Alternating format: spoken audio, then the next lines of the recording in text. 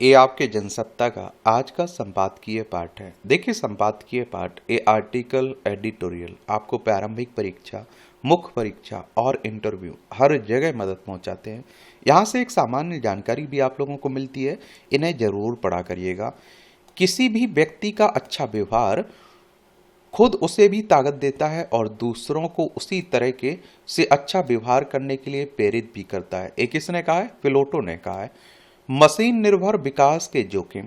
और देखिए, कोई भी टेक्नोलॉजी आती है, मशीन आती है, उसके उपयोग भी होते हैं, दुरुपयोग होते हैं। जब दुरुपयोग होने लगते हैं तब चिंता बढ़ने लगती है। आजकल एआई की खूब चर्चाएं हो रही हैं, आर्टिफिशियल इंटेलिजेंस की। तो इसमें कोई दो राय नहीं है कि कृत्रिम बुद्धि यानी एआई एक दोधारी तलवार है, जिसे सही नियमों और नैतिक दिशा निर्देशों के साथ इस्तेमाल किया जाए तो मानवता के लिए वरदान है, और दूसरी तरफ इसकी अनियंत्रित बुद्धि सामाजिक और नैतिक ताने बाने के लिए गंभीर खतरा पैदा कर सकती है। क्या मानव समाज में एआई की सच में इतनी जरूरत है? मनुष्य ने मशीनों का आविष्कार किया और अपने काम को सरल बनाने और कम समय में अधिक काम पूरा करने के लिए, ताकि बचे हुए समय में अपनों के साथ एक खुशहाल जीवन जी सके। मगर यह नहीं सोचा गया होगा कि एक दिन मशीनें ही मनुष्य का स्थान लेने लगेंगी और उनके अस्तित्व के समक्ष चुनौती उत्पन्न हो जाएगी। जब तक मनुष्य प्रकृति के साथ सामंजस्य बनाकर चल रहा था, एक खुशहाल जीवन जी रहा था, और जैसे ही उसने विकसित तकनीक का प्रयोग करके प्रकृति के नियमों को तोड़ने और तकनीकी और आभासी वातावरण बनाने की कोशिश शुरू की, समाज अनेक तरह के जोखिमों का सामना करने लगा है। नोबेल पुरस्कार से सम्मानित वैज्ञानिक डेमिस हॉसाविस का तर्क है कि जहां एआई के विकास से संभावनाएं बढ़ी हैं, वहीं उसके खतरे भी उभरे हैं। एआई की दौड़ में कुछ देश या कंपनियां सुरक्षा मानकों को नजरअंदाज कर सकती हैं। ऐसा करने पर यह तकनीक मानवता के लिए विनाश का कारण बन सकती है। उनका तर्क है कि एआई को बच्चों की तरह ही नैतिकता और इंसानियत सिखाने की जरूरत है। वे चाहते हैं कि ऐसी एआई विकसित हो जो न सिर्फ बुद्धिमान हो बल्कि संवेदनशील और जिम्मेदार भी हो। माना जा रहा है कि 2030 तक इतना सोचने वाली मशीन आ जाएगी कि जो इंसानी क्षमता से अधिक तेज और ज्ञानवान होगी, और वह हमारे आसपास की दुनिया को गहराई से समझेगी और हमारे रोजमर्रा की जिंदगी में घुल मिल जाएगी। यह भी कहा जा रहा है कि एआई अगले 10 साल में बीमारियों को खत्म कर देगा। सवाल यह है कि प्राकृतिक वातावरण में इतनी बीमारियां तक नहीं थी जितनी आज के डिजिटल वातावरण में विकसित हुई है। तो क्या ये बीमारियां विकसित तकनीक के अधिक उपयोग के कारण ही उभर रही हैं? पहले मशीन एक सहायक के रूप में प्रयुक्त होती थी और मुख्य भूमिका मनुष्य ही की होती थी, लेकिन अब मुख्य भूमिका में एआई विकसित मशीन है और मनुष्य केवल सहायक की भूमिका निभा रहा है। ऐसे में मनुष्य का शरीर और दिमाग दोनों ही शिथिल पड़ने लगे हैं और अनेक तरह की बीमारियों का घर बन जाते हैं। यह भी कहा जा रहा है कि वर्ष 2030 तक करोड़ों नौकरियां चली जाएंगी, क्योंकि एआई मनुष्य से अधिक कुशलता से काम कर सकती है। ऐसे में समाज में एक नए प्रकार का विभाजन उभरेगा, श्रेष्ठ बौद्धिक जनसंख्या और कम बौद्धिक जनसंख्या। मशीन मनुष्य से अधिक संपूर्णता से काम करती है, इसलिए लोग उस पर ज्यादा विश्वास करने लगते हैं, और इस कारण से हम हर क्षेत्र के विशेषज्ञों और उनके कौशल को चुनौती मिल रही है। डॉक्टर की जगह एआई बहुत गहनता से मेडिकल रिपोर्ट की जांच करती है और बीमारी का कारण और निदान बताने लगी है। और शिक्षकों की जगह एआई से पढ़ने में विद्यार्थी अधिक रुचि लेने लगे हैं। बस वास्तुविद, काउंसलर, फैशन प्रशिक्षक, कोच, व्यायाम सभी क्षेत्रों में एआई ने अपना प्रभुत्व जमाना शुरू कर दिया है। और ऐसे में युवाओं को लगता है कि अब उन्हें परिवार, मित्र या अन्य किसी की जरूरत नहीं है। सभी की कमी एआई ने पूरी की जा सकती है। चुनौतियां बताई जा रही हैं, और एआई युवा पीढ़ी की विश्लेषण करने और अलग तरह से सोचने की क्षमता को प्रभावित कर रही है। मसलन पहले कुछ भी लिखने के लिए सोचना और पढ़ना पड़ता था, लेकिन अब अधिकांश विद्यार्थी और युवा चैट जीपीटी पर विषय लिख देते हैं और कुछ ही सेकंड में उत्तर तैयार करके दे देता है वो। तो सोचने की जरूरत नहीं पड़ती है। यहाँ तक कि आप देखेंगे कि पसंद न आने पर अनेक अन्य विकल्प भी देता है। सवाल यह भी है कि क्या उसके द्वारा प्रस्तुत सूचनाएं 100% सही होंगी या एक कृत्रिम यंत्र ही है जो मनुष्य द्वारा निर्मित है। फिर इसकी निष्पक्षता पर सवाल उठना स्वाभाविक है। और यहाँ यह स्पष्ट हो जाता है कि एआई का शिक्षा के क्षेत्र पर सबसे खतरनाक प्रभाव पड़ रहा है, और विशेष रूप से समाज विज्ञान के क्षेत्र में इसका व्यापक प्रभाव देखने को मिल सकता है। एआई ने उपयोग के लिए तैयार सामग्री उपलब्ध कराकर बच्चों को बंधक मस्तिष्क, कैप्टिव माइंड में बदल दिया है। चाहे कोई प्रोजेक्ट बनाना हो, आवेदन लिखना हो, लेख लिखना हो, या फिर किसी शोधार्थी को कोई शोध कार्य करना हो, सभी चैट जीपीटी और अन्य एआई ऐप के माध्यम से अपने कार्य को करने लगे हैं। और इससे समय की बचत तो होती है, लेकिन विद्यार्थियों की विश्लेषणात्मक क्षमता और आलोचनात्मक समझ भी प्रभावित हो रही है। और समय अगर किसी उचित काम के लिए बचाया जाना है तो कुछ हद तक इसे सही कहा जा सकता है, लेकिन बच्चे और युवा उस समय को स्मार्टफोन को स्क्रॉल करने, रील बनाने या फिर ऑनलाइन गेम खेलने और यहाँ तक कि कुछ अपराध में लगा रहे हैं। परिणाम स्वरूप छोटी सी उम्र में ही बच्चे अनेक गंभीर शारीरिक तथा मानसिक बीमारियों का शिकार बन रहे हैं। ऐसा लगने लगा है कि स्मार्टफोन तक ही लोगों का जीवन विश्व सिमट कर रह गया है। हाल ही में इसरो के एक सेवानिवृत्त वैज्ञानिक ने इसलिए अपनी पत्नी की हत्या कर दी कि मेरे मरने के बाद इसकी देखभाल कौन करेगा। और उनकी इकलौती बेटी अमेरिका में बस गई थी और जिससे उन्हें कोई उम्मीद नहीं थी। और इसी तरह मुंबई के एक संभ्रांत इलाके में एक बुजुर्ग दंपत्ति की सड़ी हुई लाश उनके आलीशान बंगले में मिली थी, जिनके दोनों बेटे विदेश में बसने के कारण अपने बुजुर्ग माता पिता की देखभाल करने में असमर्थ थे। उनके पास अकूत धन दौलत थी, लेकिन समय नहीं था। इन घटनाओं में परिवार हर दृष्टि से समृद्ध और संपन्न थे, लेकिन परिवार के सदस्यों में भावनात्मक लगाव और संवादहीनता की स्थिति थी। ऐसी भौतिक संपन्नता और तकनीकी विकास दृष्टि किस काम की, जब बुजुर्ग माता पिता का अंतिम संस्कार लावारिस की तरह अनजान लोगों द्वारा किया जाए। और क्या इसी दिन के लिए लोग अपने बच्चों की अच्छी शिक्षा दिलवाते हैं, उनका भविष्य बनाने के लिए अपने जीवन की हर इच्छा को त्याग देते हैं। एआई निर्देशित मशीन से काम के घंटे कम हो सकते हैं, और जिससे लोगों के पास अधिक समय रहता है और जिसे वे अपने परिवार के साथ बिताने में खर्च कर सकते हैं। मगर यह कितना संभव हो पा रहा है? एआई के तंत्र में ने व्यक्तिगत डेटा को सार्वजनिक कर दिया है, और जिससे गोपनीयता की समस्या उभर रही है। समाज में आर्थिक असमानताओं में वृद्धि के कारण एआई तंत्र का लाभ उठाने के लिए लोगों को तकनीकी ज्ञान और संसाधनों की आवश्यकता होती है, और जिससे समाज में अन्य प्रकार की असमानताएं बढ़ सकती हैं। और इसलिए लोगों को एआई और नवीन तकनीकी ज्ञान प्रदान करने के साथ और इससे होने वाले खतरों से अवगत करना होगा। और सरकार या प्रशासन को भी एआई प्रणालियों के उपयोग को नियंत्रित करना होगा, ताकि वे सुरक्षित और न्यायसंगत बन सकें। तकनीक कितनी भी विकसित क्यों ना हो जाए, मनुष्य का स्थान नहीं ले सकती। प्राकृतिक वास्तविक बुद्धि में कृत्रिम बुद्धि को विकसित करने की क्षमता है, लेकिन कृत्रिम बुद्धि कभी भी वास्तविक बुद्धि को उत्पन्न नहीं कर पाएगी और न ही उसे विस्थापित कर सकेगी, लेकिन मानव जीवन के समक्ष खतरे और चुनौतियां जरूर उत्पन्न कर सकती हैं, और इस पर समय रहते नियंत्रण करने की जरूरत है। और इसरो की बात करें तो इंडियन स्पेस रिसर्च ऑर्गेनाइजेशन की बात हो रही है। 15 अगस्त 1969 में स्थापना हुई थी। बेंगलोर कर्नाटक में इसका हेडक्वार्टर देखने को मिलेगा। बाकी आप लोग क्या सोचते हैं? आपकी क्या सोच है? आप लोग जरूर बताइए। सत्य की यात्रा। मनुष्य की जिज्ञासा जितनी पुरानी है, उतनी ही पुरानी है सत्य की खोज। आकाश में चमकते तारों को देखकर, नदियों के प्रवाह को समझने की इच्छा से और प्रकृति की अनगिनत घटनाओं को देखकर मनुष्य के मन में सदैव यह प्रश्न उठता रहा है, क्या इस संसार का कोई अंतिम सत्य भी है? विज्ञान इसी जिज्ञासा की संगठित और तर्कसंगत अभिव्यक्ति है, मगर विज्ञान का इतिहास बताता है कि विज्ञान अंतिम सत्य की घोषणा करने के बजाय सत्य की निरंतर खोज की प्रक्रिया है। विज्ञान की सबसे बड़ी विशेषता यह है कि वह किसी भी ज्ञान को अंतिम नहीं मानता है। वह हर सिद्धांत, हर नियम और हर निष्कर्ष को प्रमाण और प्रयोग की कसौटी पर परखता है। और यही कारण है कि विज्ञान में जो बात आज स्थापित मानी जाती है, वह भविष्य में नए प्रमाणों के सामने संशोधित या फिर परिवर्तित भी हो सकती है। इस दृष्टि से विज्ञान में सत्य स्थिर नहीं बल्कि विकसित होने वाली अवधारणा है। इतिहास में अनेक उदाहरण इस तथ्य को स्पष्ट करते हैं। प्राचीन काल में यह धारणा व्यापक रूप से स्वीकार की जाती थी कि पृथ्वी ब्रह्मांड का केंद्र है और सूर्य तथा अन्य ग्रह उसके चारों ओर घूमते हैं। बाद में खगोलीय अध्ययन और गणनाओं के आधार पर यह सिद्ध हुआ कि पृथ्वी नहीं बल्कि सूर्य केंद्र में है और पृथ्वी सहित अन्य ग्रह उसके चारों ओर परिक्रमा करते हैं। यह परिवर्तन मानव ज्ञान की दिशा को ही बदल देने वाला था। इस खोज ने यह स्पष्ट हुआ कि विज्ञान में स्थापित धारणाएं भी नए प्रमाणों के आधारों पर बदल सकती हैं और इसी प्रकार गति और बल के संबंध में लंबे समय तक न्यूटन के गति के नियमों को प्रकृति के अंतिम नियमों के रूप में देखा जा रहा है और जिससे वस्तुओं की गति, ग्रहों की परिक्रमा और यांत्रिकी के अनेक सिद्धांतों को समझाने में अद्भुत सफलता प्राप्त की है।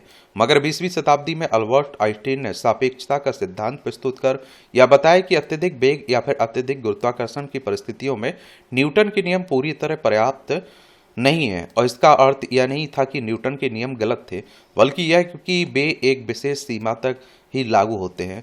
और इसी प्रकार जब वैज्ञानिकों ने परमाणु और उससे भी छोटे कणों की दुनिया को समझने का प्रयास किया तो उन्हें पता चला कि सूक्ष्म स्तर पर प्रकृति का व्यवहार हमारे सामान्य अनुभव से बिल्कुल भिन्न है और इस क्षेत्र को समझाने के लिए क्वांटम मैकेनिक्स का विकास हुआ और इस सिद्धांत ने यह बताया कि सूक्ष्म जगत में कणों का व्यवहार संभावनाओं के आधार पर होता है और कभी कभी एक ही कण तरंग और कण दोनों की तरह व्यवहार कर सकता है। यह विचार पारंपरिक भौतिकी से बिल्कुल बिल्कुल अलग था और इसने विज्ञान की समझ को नई दिशा दी। रसायन विज्ञान में भी एक समय चार तत्व पृथ्वी, जल, वायु, अग्नि को ही पदार्थ का मूल आधार माना जाता था। बाद में प्रयोगों विश्लेषणों ने यह स्पष्ट हुआ कि पदार्थ असंख्य तत्वों और परमाणुओं से बना है। आज आधुनिक रसायन विज्ञान में तत्वों का वर्गीकरण आवर्त सारणी के माध्यम से किया जाता है और जिसने पदार्थ की संरचना को समझने का वैज्ञानिक आधार प्रदान किया। जीव विज्ञान में भी सत्य की खोज का यही क्रम दिखाई देता है। एक समय यह माना जाता था कि जीवों की प्रजातियां स्थायी और परिवर्तनीय हैं, मगर 19वीं शताब्दी में चार्ल्स डार्विन ने थ्योरी ऑफ एवोल्यूशन का सिद्धांत प्रस्तुत किया और जिसके अनुसार जीवित प्रजातियां समय के साथ परिवर्तित होती रहती हैं और इस सिद्धांत ने जीव विज्ञान की समझ को मूल रूप से बदल दिया और जीवन की विविधता को समझाने का वैज्ञानिक आधार दिया। दरअसल विज्ञान में सत्य कोई स्थिर और अंतिम स्थिति नहीं है। विज्ञान निरंतर विकसित होने वाली प्रक्रिया है जिसमें नए प्रयोग, नई तकनीक और नई खोजें पुराने विचारों को चुनौती देती रहती हैं। विज्ञान की यह विशेषता उसे अन्य ज्ञान प्रणालियों से अलग बनाती है, जहाँ कई विचारधाराएं अपने सिद्धांतों को अंतिम और अपरिवर्तनीय मानती हैं। वहीं विज्ञान अपनी सीमाओं को स्वीकार करता है। विज्ञान का वास्तविक लक्ष्य अंतिम सत्य घोषित करना नहीं, बल्कि प्रकृति के नियमों को क्रमशः अधिक स्पष्टता और सटीकता के साथ समझना है। प्रत्येक नई खोज इस दिशा में एक कदम आगे बढ़ाती है। उदाहरण के लिए आधुनिक खगोल विज्ञान आज भी सौरमंडल की उत्पत्ति, डार्क मैटर और डार्क एनर्जी जैसे रहस्यों को समझने का प्रयास कर रहा है और इन प्रश्नों के उत्तर अभी पूर्ण रूप से स्पष्ट नहीं है, लेकिन वैज्ञानिक शोध निरंतर जारी है। इस संदर्भ में विज्ञान को एक अनंत यात्रा के रूप में देखा जा सकता है। यह यात्रा प्रश्नों से शुरू होती है और प्रयोगों से आगे बढ़ती है और नए निष्कर्षों तक पहुंचती है। हर निष्कर्ष नए प्रश्नों को जन्म देता है और इस प्रकार ज्ञान की यह प्रक्रिया कभी समाप्त नहीं होती। कहा जा सकता है कि विज्ञान में अंतिम सत्य की अवधारणा उतनी महत्वपूर्ण नहीं है जितनी सत्य की खोज की प्रक्रिया है। विज्ञान हमें यह सिखाता कि ज्ञान का मार्ग खुला होना चाहिए, प्रश्न पूछने की स्वतंत्रता होनी चाहिए और नए प्रमाणों के सामने पुराने विचारों को बदलने का साहस होना चाहिए। और यही वैज्ञानिक दृष्टिकोण है और यही वह शक्ति है जिसने मानव सभ्यता को अज्ञानता से ज्ञान की ओर निरंतर आगे बढ़ाया। इसलिए अगर पूछा जाए कि विज्ञान में अंतिम सत्य क्या है, तो उत्तर यही होगा कि विज्ञान में अंतिम सत्य कोई स्थिर बिंदु नहीं है, बल्कि सत्य की अनवरत खोज ही उसका वास्तविक स्वरूप है और यही खोज मानव बुद्धि को आगे बढ़ाती है और प्रकृति के गहरे रहस्यों के द्वार धीरे धीरे खोलती चली जाती है। ये आप देखिए छोटी छोटी टिप्पणियाँ रहती हैं, पढ़ना हुआ अगर तो पढ़ सकते हैं। इसकी PDF आपको एजुकेशन सर्कल प्लेटफॉर्म है ना, वहाँ डाल दी जाती है, तो वहाँ से जाकर डाउनलोड कर सकते हैं। ये चुनाव के मोर्चे, अब आप देख रहे हैं कि कई राज्यों में चुनाव है ना, तो उसी को लेकर बातें हो रही हैं। एक तो पश्चिम बंगाल में आप देखेंगे चुनाव है, वेस्ट बंगाल की राजधानी कोलकाता है, असम की राजधानी दिसपुर है, असम में भी ये चुनाव, और तमिलनाडु की राजधानी चेन्नई है, तमिलनाडु में, केरल में है चुनाव तिरुवनंतपुरम, और एक केंद्र शासित प्रदेश पुदुचेरी में चुनाव है। और देखिए, चुनाव अगर आपको विधानसभा का लड़ना है तो आपकी उम्र कम से कम 25 साल होनी चाहिए। अधिकतम उम्र की कोई सीमा नहीं रखी गई है। और विधायक का चुनाव डायरेक्ट जनता यानी कि मतदाताओं के द्वारा होता है। आपकी उम्र 18 साल हो चुकी है तो वोटर सूची में आपका नाम जुड़ चुका होगा, आप लोग वोट डालने भी जाते होंगे। ये चुनाव करवाता कौन है? इलेक्शन कमीशन ऑफ इंडिया, भारतीय निर्वाचन आयोग, एक संवैधानिक संस्था है। संविधान के अनुच्छेद 324 के तहत चुनाव आयोग की स्थापना की बात की। 25 जनवरी 1950 में स्थापना हुई थी। 25 जनवरी को आप लोग मतदाता दिवस मनाते हैं। नई दिल्ली में हेडक्वार्टर देखने को मिलेगा। सुकुमार सेन पहले मुख्य निर्वाचन आयुक्त थे। वर्तमान में कौन है आप लोग बताइए? निर्वाचन आयोग की ओर से 4 राज्यों और एक केंद्र शासित प्रदेश में विधानसभा चुनाव की तारीख तय किए जाने के साथ ही अब वहां नए जनप्रतिनिधियों को चुने जाने की प्रक्रिया की शुरुआत हो गई है। इसके समांतर यह सवाल बहस का विषय है कि जिन जगहों पर अभी मतदाता सूची के विशेष गहन पुनरीक्षण यानी एसआईआर के बाद अंतिम सूची तैयार होनी बाकी है, वहां यह कैसे सुनिश्चित होगा कि सभी पात्र मतदाताओं को मतदान का अधिकार मिले। गौरतलब है कि रविवार को पश्चिम बंगाल, केरल, असम, तमिलनाडु, पुदुचेरी में चुनाव की तारीखों की घोषणा कर दी गई। पश्चिम बंगाल में 2 और बाकी जगहों पर एक चरण में मतदान चुनाव होंगे और इसी क्रम में अलग अलग राज्यों की 8 विधानसभा सीटों का भी उपचुनाव होंगे। मतदान की तारीखों की घोषणा के साथ ही अब इन जगहों पर चुनावी आचार संहिता लागू हो गई है। और देखिए, एक बात और आपको बता दूं, उपचुनाव यानी कि वाई इलेक्शन की बात कर रहा हूं। किसी भी कारण से कोई सीट खाली होती है ना, तो वहाँ जो चुनाव करवाए जाते हैं उन्हीं की बात हो रही है। समझ रहे हैं आप लोग?